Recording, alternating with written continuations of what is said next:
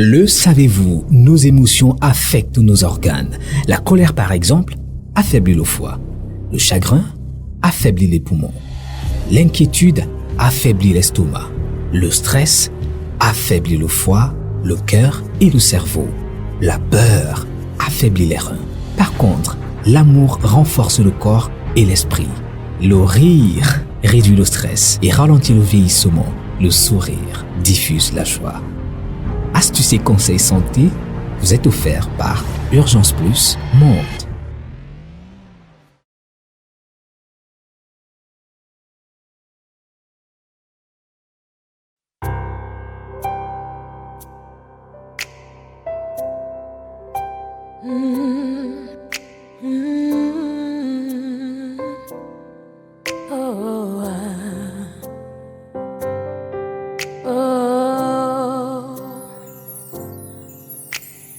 Il y a quelques mois, l'équipe de Secours Plus descendait sur Soa, ville universitaire située à quelques kilomètres de Yaoundé, capitale politique du Cameroun, pour prendre connaissance de la situation sanitaire de Vanessa Atenga. C'était le cas social qui avait attiré leur attention. En effet, Vanessa, c'est cette jeune dame de 27 ans en image, victime d'une tumeur au niveau de son visage. Au fil des années, la tumeur l'a défigurée au point où elle n'était plus la bienvenue dans son milieu social et même académique. Étudiante en faculté des sciences, elle était de temps en temps stigmatisée par ses camarades et avait du mal à évoluer dans ses études. Orpheline de père, Vanessa Atenga et sa petite famille n'avaient pas pu résoudre ce problème de santé depuis des années, faute de moyens. En 2018, elle avait pu contacter l'équipe médicale humanitaire Mercy Ship en séjour au Cameroun pour bénéficier des soins et d'une opération gratuite lors de leur campagne de santé. Cette dernière avait essayé de lui donner une chance de restauration par opération chirurgicale, mais malheureusement, tout est revenu au point de départ et la tumeur a repris de plus belle. Cette fois-ci, contactée par sa famille, l'association Urgence Plus Monde a décidé d'intervenir pour Vanessa au travers de son programme télévisé humanitaire Secours Plus.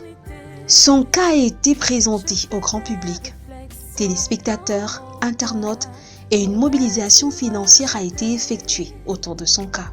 Par la grâce de Dieu, son opération a été programmée à la clinique des spécialistes réunis à Yaoundé.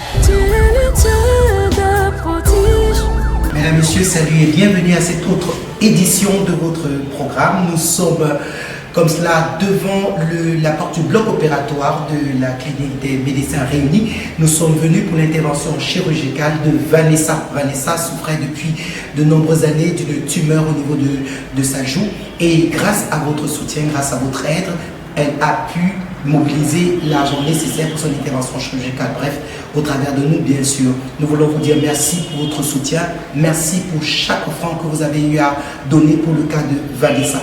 Elle va donc être opérée dans quelques minutes. Le docteur Moses et son équipe sont déjà sur le champ opératoire. Il y a déjà eu anesthésie. Nous allons tout simplement suivre avec vous la suite de cette intervention chirurgicale. Merci encore et à tout à l'heure.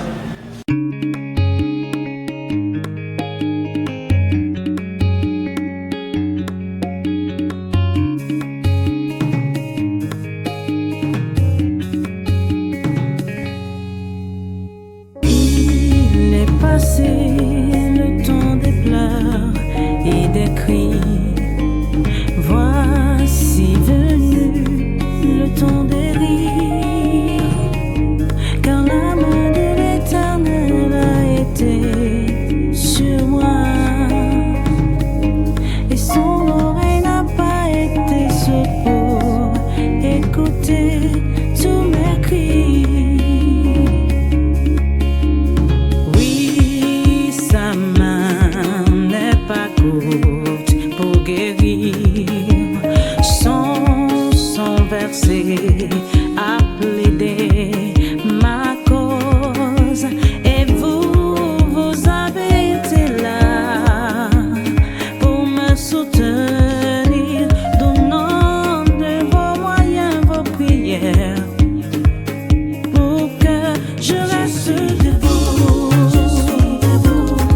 Au bloc opératoire, le travail a déjà commencé.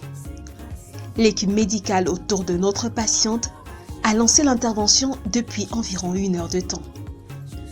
Passionnés par leur métier, cette équipe, dirigée par le docteur Yannick Mossus, souhaiterait non seulement enlever totalement la tumeur du visage de la patiente pour éviter une récidive, mais aussi lui donner un visage agréable à voir. Tout ceci nécessite une bonne dose de concentration. Je suis debout et rien ne changera, c'est comme ça. Je suis debout, c'est grâce à vous. Toute la gloire à Jéhovah.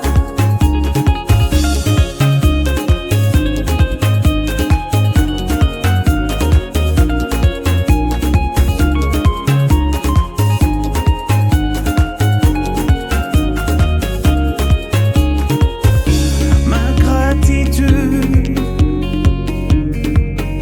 à vous pour tous ces dons pour nous. Je peux désormais chanter, danser, me réjouir après tout. Je suis heureux, en santé, je vous dis simplement merci. Je suis debout, Merci. rien ne changera, c'est comme ça. Je reste debout, c'est grâce à Je suis debout, toute la gloire à Jéhovah. et c'est grâce à vous. Je suis debout, rien ne changera, c'est comme ça. Je suis debout, Je reste debout, gloire à Jéhovah.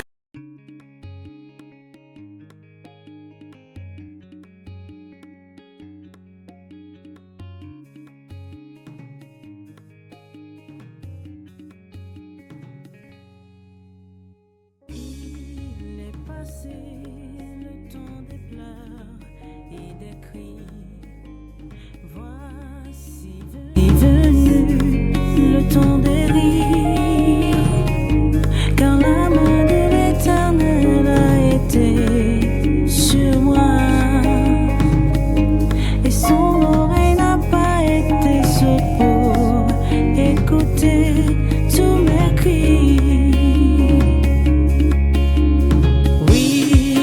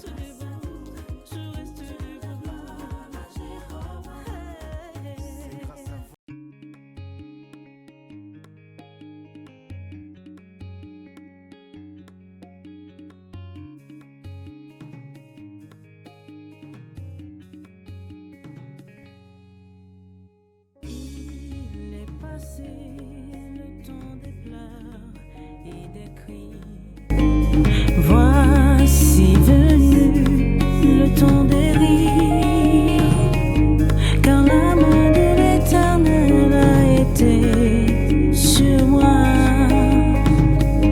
et son oreille n'a pas été sourde pour écouter tous mes cris. Oui, sa main n'est pas courte pour guérir. Son versé a plaidé ma cause, et vous avez été là pour me soutenir, donnant de vos moyens, vos prières, pour que je reste debout. Je suis debout et rien ne changera, c'est comme ça. Je suis debout, c'est grâce à vous. Toute la gloire à Jéhovah. Je suis debout et rien ne changera, c'est comme ça. C'est grâce à vous. Toute la gloire à Jéhovah.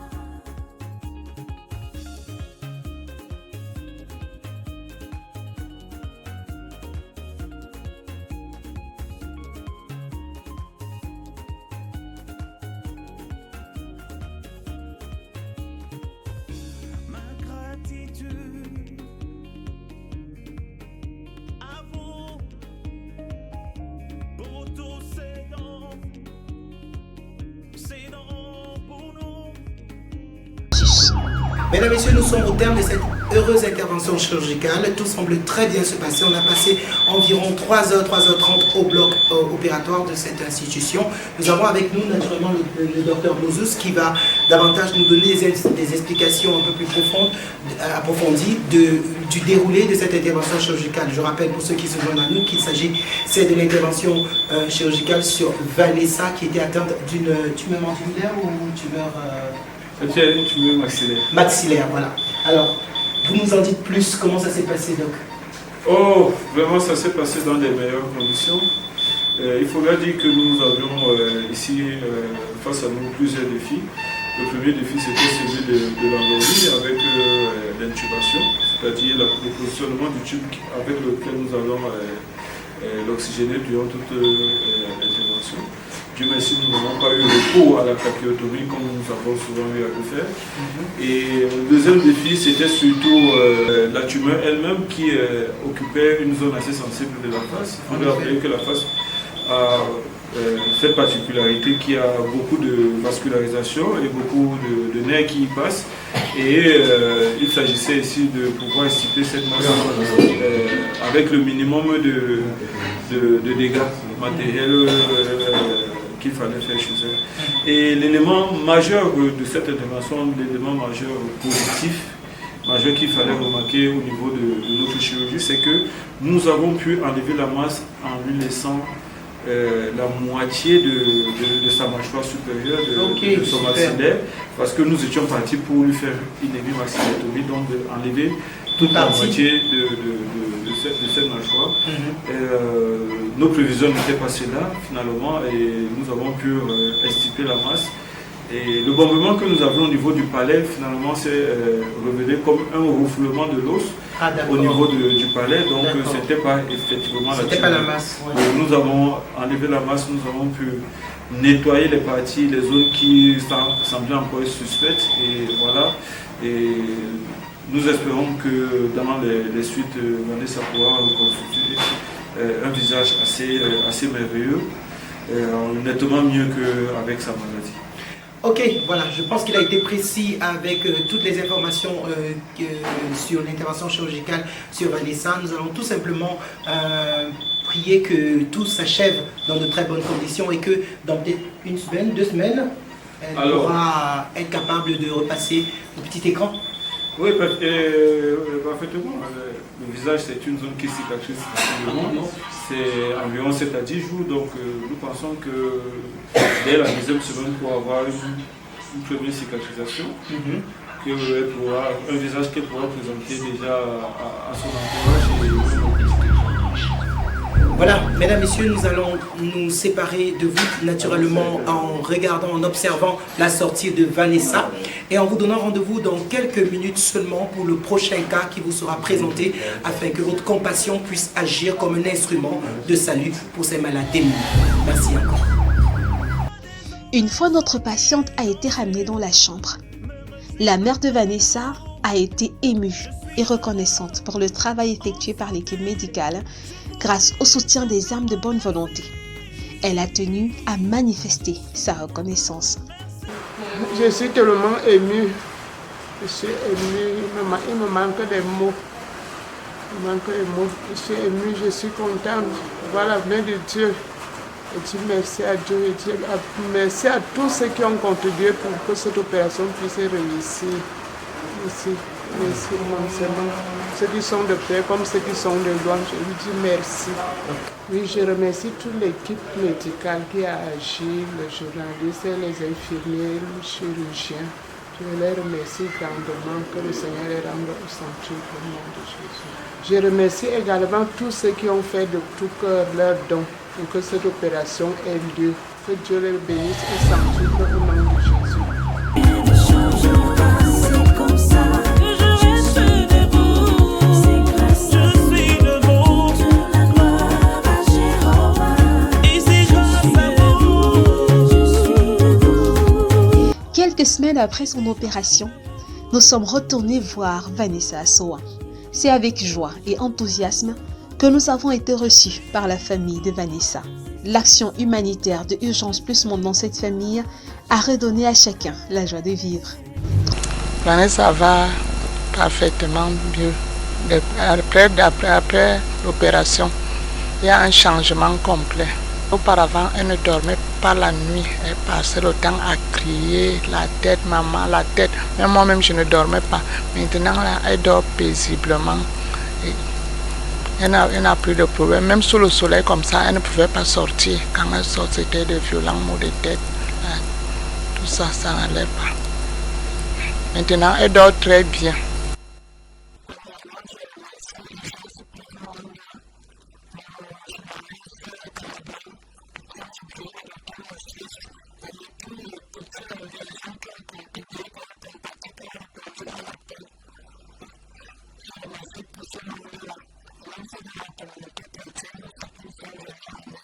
Maintenant, Vanessa va très bien. Parce que Urgence a fait un travail vraiment merveilleux. Comme on peut le constater d'abord physiquement. Et maintenant, elle dort parfaitement parce que même dormir, elle n'arrivait pas à dormir. Elle peut maintenant marcher aussi librement parce que sans regarder le regard des gens, le regard triste des gens. Donc maintenant, Vanessa va très bien. Elle va très bien par rapport à avant. Le regard de l'entourage, c'est vraiment comme le miracle, parce que tout le monde est dépassé. Tout le monde est étonné, dépassé par ce que vous avez fait.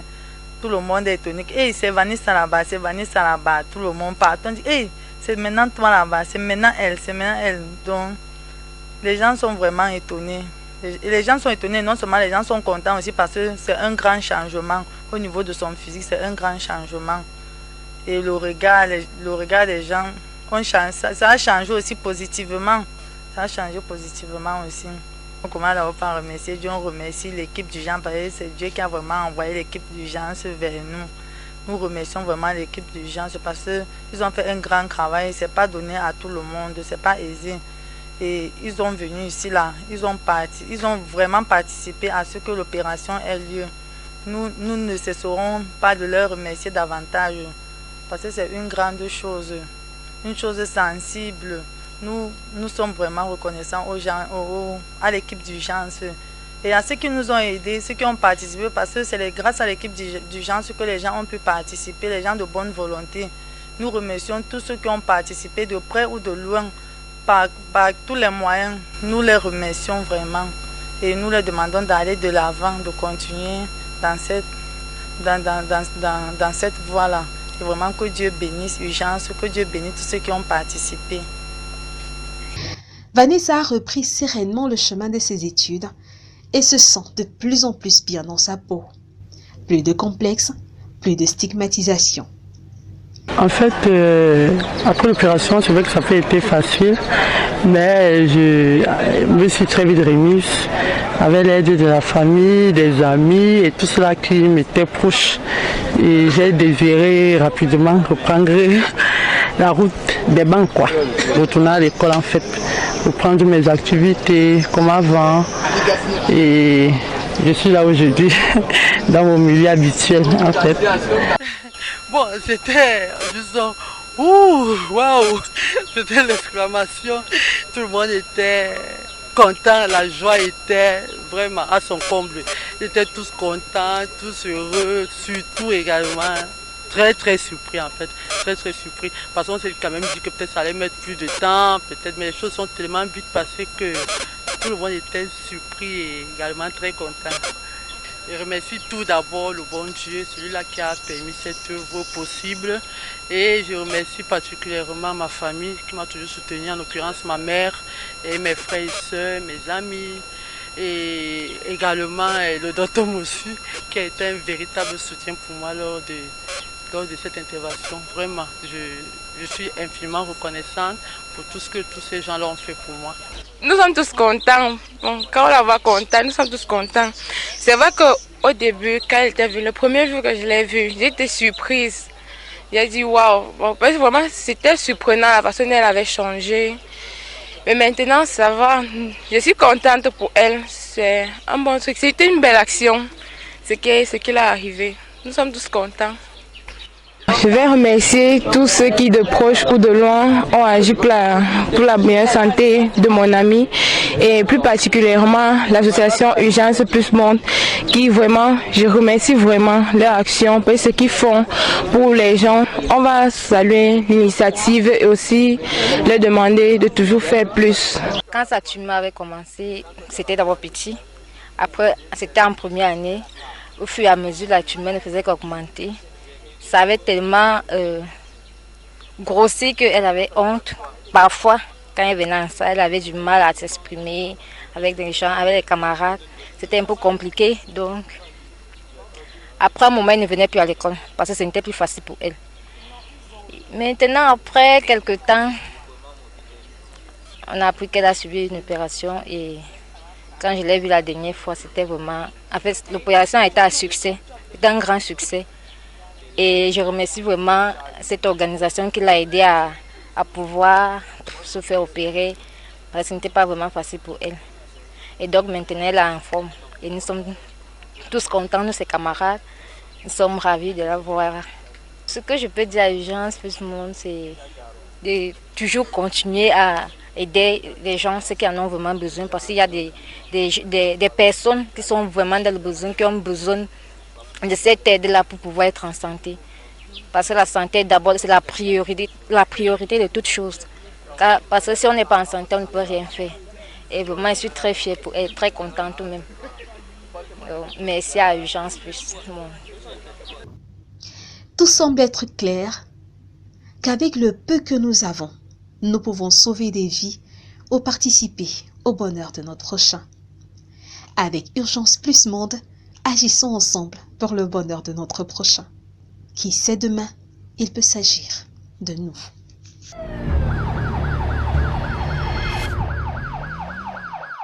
Le savez-vous, nos émotions affectent nos organes. La colère, par exemple, affaiblit le foie. Le chagrin affaiblit les poumons. L'inquiétude affaiblit l'estomac. Le stress affaiblit le foie, le cœur et le cerveau. La peur affaiblit les reins. Par contre, l'amour renforce le corps et l'esprit. Le rire réduit le stress et ralentit le vieillissement. Le sourire diffuse la joie. Astuces et conseils santé vous êtes offerts par Urgence Plus Monde. Soutenez les malades démunis. Envoyez vos dons. Veuillez nous contacter pour les modalités pratiques.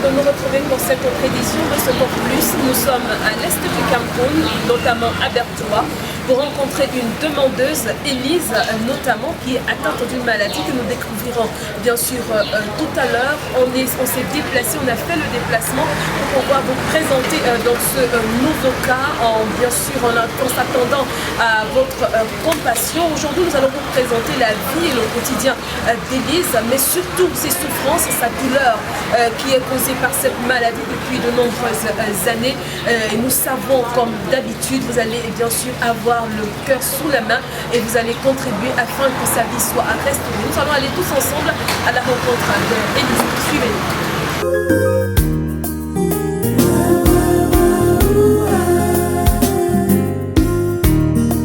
Ressens ma douleur, entends mes pleurs, attristé, malheureux, je viens vers toi.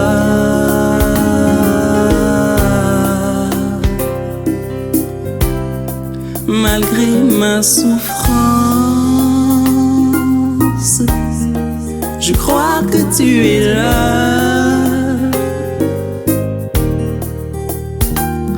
Accablé par mon sort, je crie à toi. Seigneur, entends ma voix, entends mon cri, entends mes pleurs.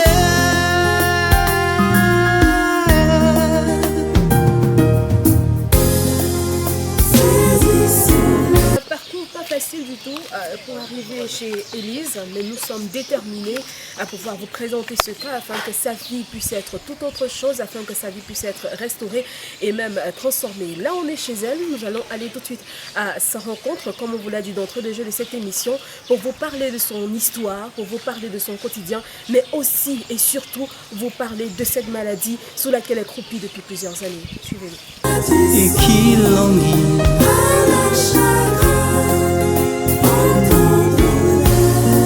entends ces cris qui viennent d'un cœur attristé.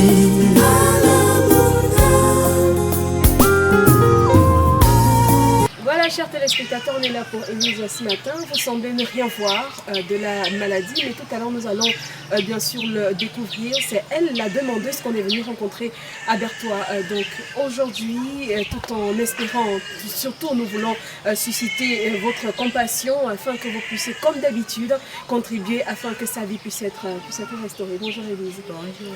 On va entrer tout de suite.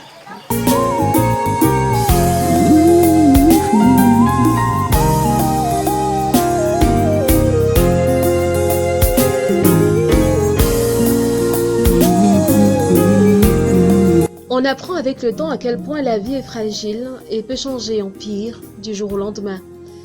Nous sommes à Bertoua, à l'est du Cameroun. C'est à plusieurs kilomètres en moto que nous sommes allés à la rencontre de notre demandeuse.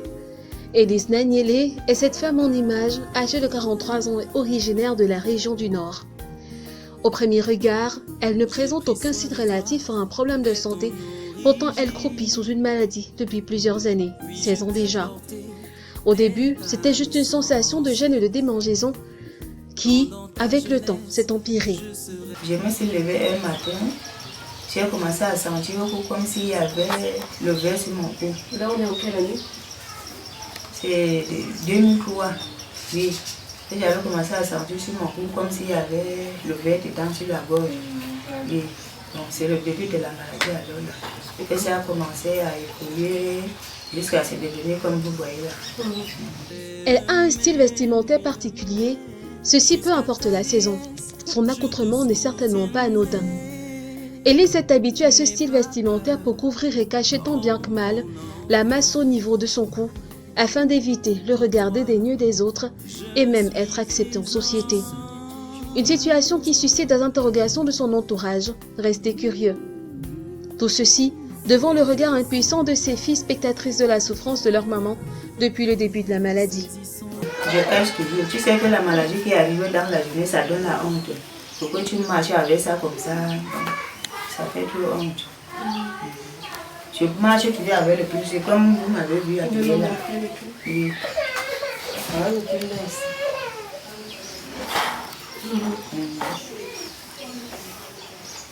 C'est comme ça que je pars marcher. Je m'habille en pull, je ferme mon cou pour que les gens ne voient pas voir. Bon.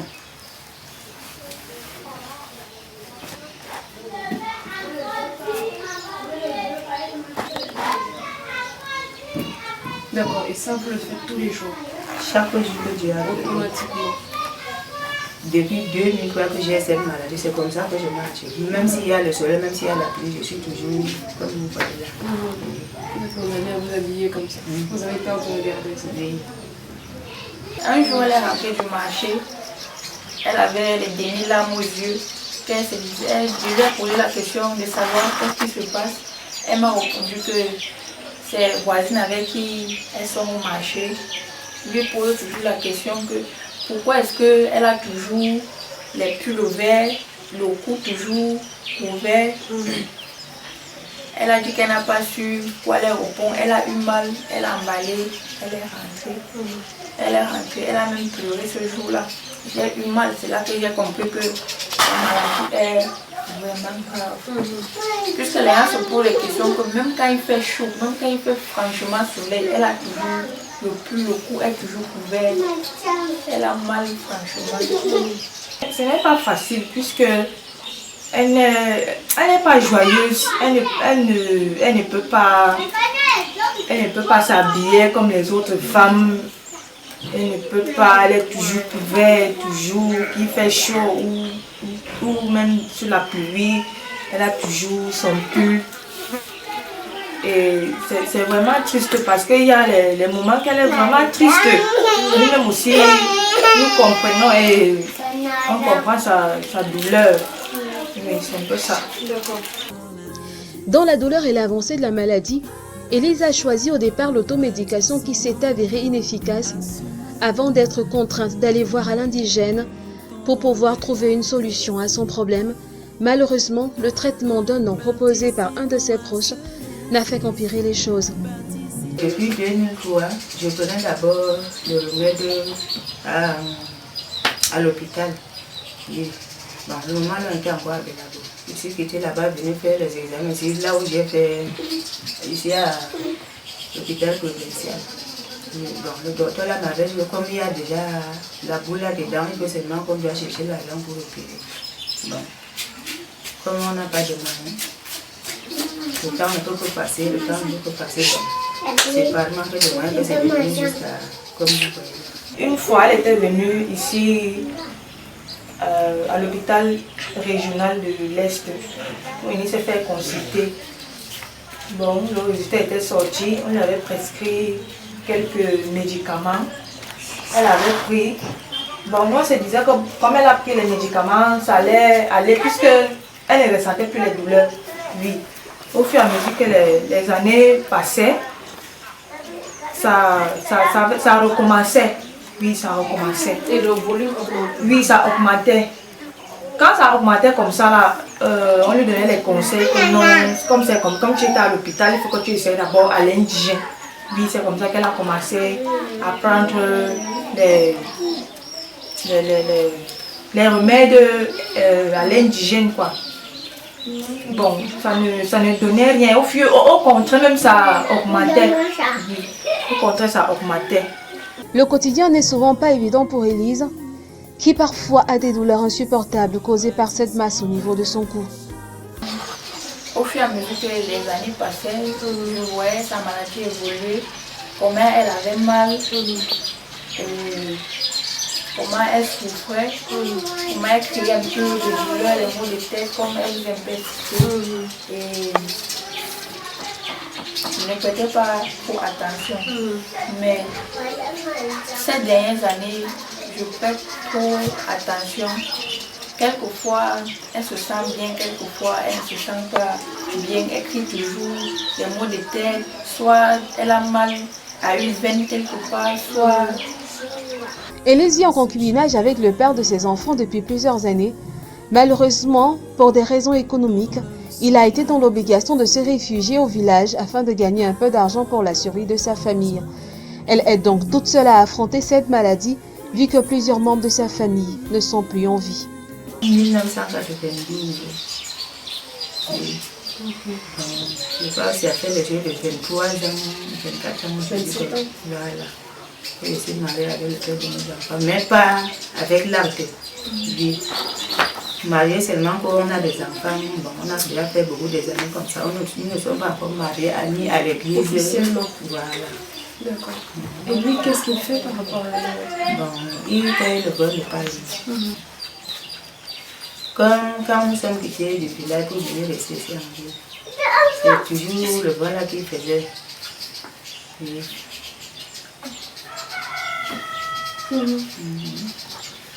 Bon, c'est juste pour nous faire manger des petites maladies. Oui. Donc, comme à part si là, on n'a pas de moyens pour faire. Oui. C'est pas manque de moyens. Bon, dans ma famille, je n'ai plus de gens. Le côté de mon père, tout le monde est déjà mort. Le côté de ma mère, tout le monde est déjà mort. Bon, nous sommes seulement 4 ou 5 comme ça. Bon. Ça ne peut pas dire aussi qu'on peut faire l'effort juste pour cotiser l'argent pour opérer. On n'a pas ce qu'on peut bien vendre pour trouver de l'argent pour opérer. Élise s'est rendue à l'hôpital régional de Berthois où elle a rencontré le docteur Foucault Valentin, ORL. Ce dernier a pris le soin de bien examiner notre demandeuse. Il en ressort de son dossier que Élise souffre d'un goitre. C'est une patiente qui est venue spontanément me voir d'elle-même parce qu'elle voudrait se faire prendre en charge. Alors à l'interrogatoire, il s'est avéré que elle souffre depuis 15 ans quand même. Et comme antécédent, elle a déjà eu à se faire opérer de fibrome il y a 5 ans. On sent vraiment que c'est plus au dépend du lobe droit que le goitre est développé. Et comment avale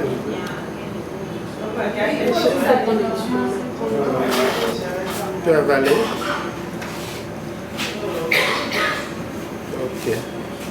Voilà, donc on sent que c'est vraiment un goitre parce que c'est mobile lorsqu'elle avale la salive et à côté il n'y a pas de ganglion. Selon le médecin, Élise doit être opérée au plus tôt pour éviter des complications irréversibles.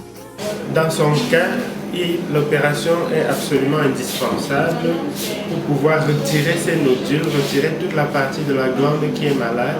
Mais lorsqu'on va le faire, on ne va pas jeter à la poubelle, on enverra dans un laboratoire d'anatomie pathologique à Yaoundé qui va examiner les nodules et nous dire de manière certaine si c'est bénin ou malin. Une telle opération nécessite beaucoup de moyens que Élise et ce qui reste de sa famille ne possèdent malheureusement pas. C'est à peine si elle arrive à s'en sortir avec ses enfants, dont certaines sont des mères célibataires et vivent avec elle sous le même toit. Soutenez les malades démunis. Envoyez vos dons. Veuillez nous contacter pour les modalités pratiques.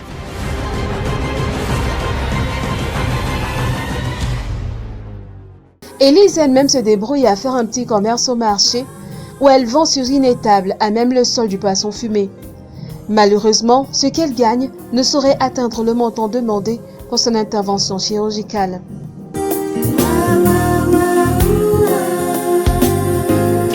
Je paie le poisson de 10 000, parfois 15 000 quand il y a un peu le marché. Je paie le poisson de 15 000. Bon, s'il n'y a pas le marché, je paie le poisson de 10 000. Mon niveau, c'est 10 000. Je prends le maquereau, je prends la morue, je fume. Donc, je cherche de quoi on peut manger. Et ça va.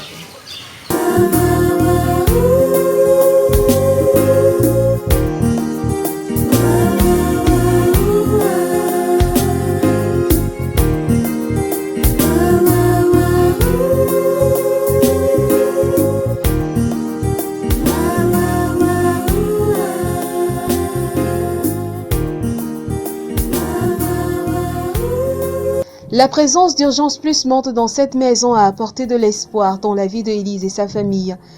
Ils ont décidé de lancer un dernier cri à l'aide pour atteindre le cœur des âmes sensibles pour un soutien en vue de l'opération de Élise. Aux hommes de bonne volonté, tout le monde qui va voir ma maladie dans le monde entier. Donc, je demande vraiment l'aide si on peut m'aider pour que je dois être en santé. Nous demandons de l'aide aux hommes de bonne volonté, de vouloir bien aider ma mère à être restaurée, opérée, et qu'elle retrouve la joie qu'elle avait auparavant avant d'avoir cette maladie. Nous demandons de l'aide aux hommes de bonne volonté, que vous aidez notre mère parce que ça fait vraiment longtemps qu'elle souffre de cette maladie et elle n'est pas heureuse comme toute femme. Elle n'est pas heureuse, donc nous demandons franchement de l'aide, que vous nous venez en aide, qu'elle puisse retrouver son apparence normale.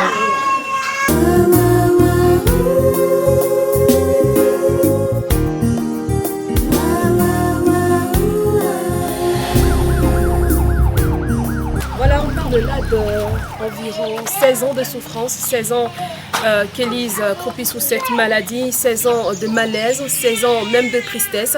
Sa famille, elle, qu'on peut voir juste derrière moi, ses filles et elles ont pu expliquer, ont pu exprimer ou alors répandre leur cœur afin que vous, les âmes de bonne volonté, vous les personnes qui avez l'habitude de soutenir ces malades, de venir en aide à Élise afin qu'elle puisse être opérée et être restaurée. C'est donc avec ce coup de cœur, c'est donc avec cet élan de cœur ou alors cette demande que nous refermons cette émission de Secours Plus aujourd'hui en espérant vous retrouver la prochaine fois avec une Élise new look, une Élise totalement restaurée et totalement en joie avec sa nouvelle vie qui commencera grâce à vous. Merci.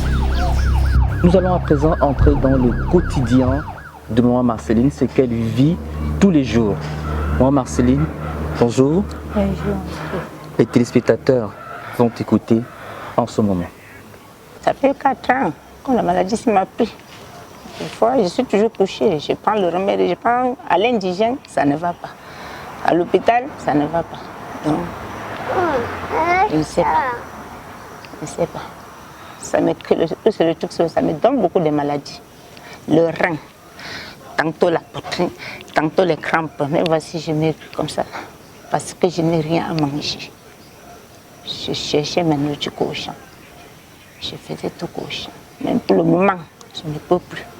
Même si je m'apportais un solo d'eau comme ça, là, de 20 litres, je ne peux pas. Je ne peux pas. Moi, je suis toujours fatiguée. Fatiguée.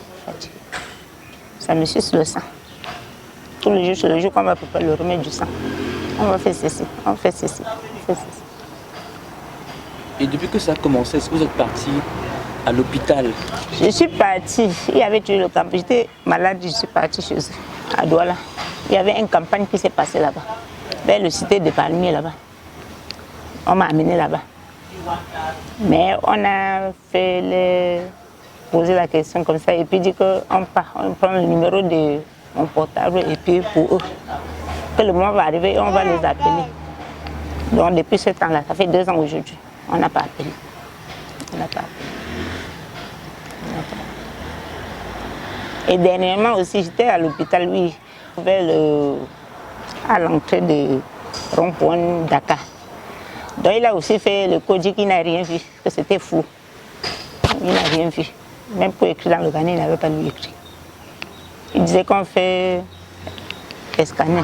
Il disait scanner. Il n'y avait pas l'argent pour aller faire ça. Je n'avais pas moi l'argent. Je lui ai dit que je n'avais pas moi l'argent. Je rentre pour moi, je viens me coucher ici. Est-ce que depuis là, vous partez encore au champ? Non, depuis là, je ne pars pas. C'est dernièrement que j'ai même commencé parce qu'il y avait déjà tous les herbes devant la cour, là, comme vous avez vu là. J'ai fait la cour, là, dans la cour, là, j'ai fait ça pendant 2 jours. 2 jours. Et là, quand j'ai fait ça, le rein. Et apparemment, ça vous étouffe également quand Ça m'étouffe même aléatoire que nous sommes là. Je parle des fois, c'est comme si le corps aussi va sortir. Et je n'aime pas souvent les bruits. Si je reste là, quelque chose sort là-bas brusquement comme ça, il peut tomber.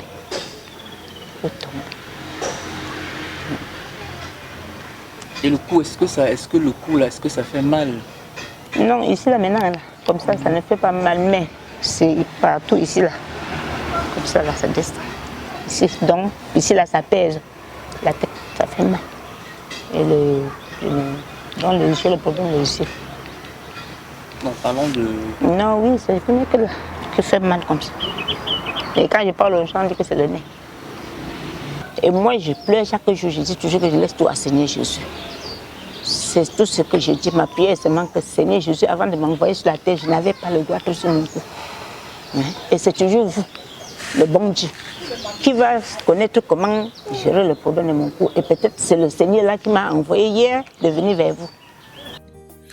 Confrontée aux difficultés du quotidien, maman Marceline et ses fils, des gagnes petits à la famille nombreuse, savent également compter sur vos dons financiers pour la suite des examens approfondis et l'opération. Quand j'ai perdu mon mari, même mon grand frère qui m'aidait, lui aussi il est décédé. Et que moi je suis comme ça, voilà les enfants, j'ai accouché. 3 est mort. Il reste 4. Mais le 4 là, il ne parvient pas à faire un bon travail. La moto, aujourd'hui, on a même pris 2 motos à l'autre, c'est là que vous voyez là, partout aussi là. Agresser l'enfant, prendre sa moto, partir avec. Donc je pense, je vais aller dire à qui? À mon mari, mon père, ma mère, ma belle-mère aussi, elle m'avait abandonné dedans, elle est partie. Je suis là avec les enfants comme ça, là. Je ne sais où aller. Vraiment, le Dieu, mon pouce là, les gens qui sont à côté de moi, que le Seigneur les a amenés vers moi. Je pleure à vous, pardon, de m'aider. Aidez cette pauvre femme-ci, que vous m'aidez. Je vous en prie, de m'aider. Parce qu'on a dit qu'on va opérer, je ne sais où prendre l'argent. Je n'ai pas, avant de ne pas donner, je n'ai pas. Me voici devant vous comme je suis, comme ça. Là. Me voici. Prenez-moi vraiment comme votre maman. Ok maman, on va seulement se voir. On va seulement se voir. Oui, on va rentrer, voir ce qu'on peut faire à notre niveau. Oui, si Dieu voulant. Ok maman, ok. Maman, portez-vous bien, ça va aller. Ok. D'accord les grands. Ah bon, merci. On se dit seulement à la prochaine. Je veux aller l'accompagner. On va aller l'accompagner.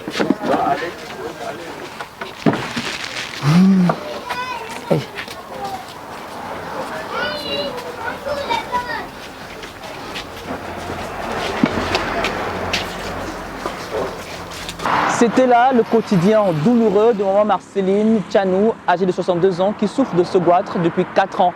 Maintenant, vous avez suivi ses difficultés au quotidien, une famille pratiquement démunie, les enfants qui ne font pratiquement rien, sinon de la moto pour subvenir aux besoins alimentaires de la famille. Et ils l'ont dit dans leur témoignage, le peu qu'ils gagnent, c'est pour pouvoir manger au quotidien et pouvoir subvenir aux petits bobos de maman. Cette fois-ci, il s'agit d'une intervention chirurgicale imminente. La famille maman Marceline a besoin de votre don, elle a besoin de votre sens de la solidarité, elle a besoin de votre compassion. Alors, ensemble, redonnons le sourire à cette famille. Merci à vous parce que nous savons compter sur vos dons pour assister cette famille qui en a énormément besoin. Allez, au revoir, bye bye. Bye. Allez, bye bye. Soutenez les malades démunis. Envoyez vos dons. Veuillez nous contacter pour les modalités pratiques.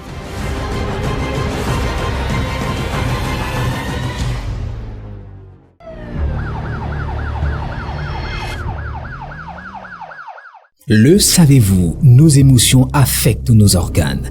La colère, par exemple, affaiblit le foie. Le chagrin affaiblit les poumons. L'inquiétude affaiblit l'estomac. Le stress affaiblit le foie, le cœur et le cerveau. La peur affaiblit les reins. Par contre, l'amour renforce le corps et l'esprit. Le rire réduit le stress et ralentit le vieillissement. Le sourire diffuse la joie. Astuces et conseils santé vous est offert par Urgence Plus Monde. Voici la pensée du mois. Gardez-vous avec soin de toute avarice, car la vie d'un homme ne dépend pas de ses biens, fût-il dans l'abondance.